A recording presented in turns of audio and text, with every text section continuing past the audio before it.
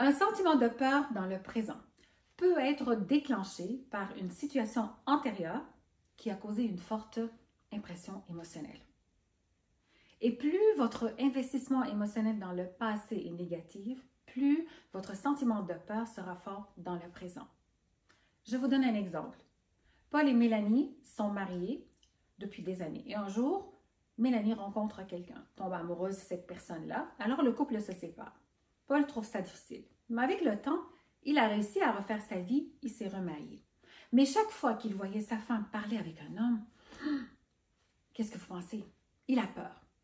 Et la peur se déclenche tellement rapidement que ses centres cognitifs, les centres cognitifs de son cerveau, n'ont pas eu le temps de la considérer. Alors, comment cela fonctionne-t-il? En fait, l'amygdale, qui est responsable de traitement des émotions, surtout la peur et l'anxiété, et aussi l'amygdale est responsable des souvenirs émotionnels, ce qu'elle va faire, c'est qu'elle va essayer de chercher le familier entre ce qui se passe en ce moment puis ce qu'elle a comme souvenir émotionnel.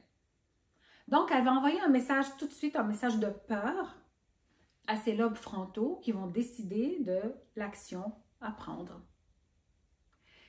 En 1990, deux chercheurs médecins à l'Institut national de la santé ont découvert que les cellules de l'amygdale sont synchronisées avec le cœur.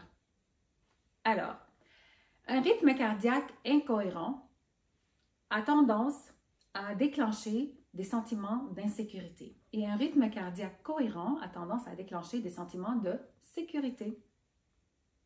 Ce qui fait en sorte que ça écrase les empreintes négatives.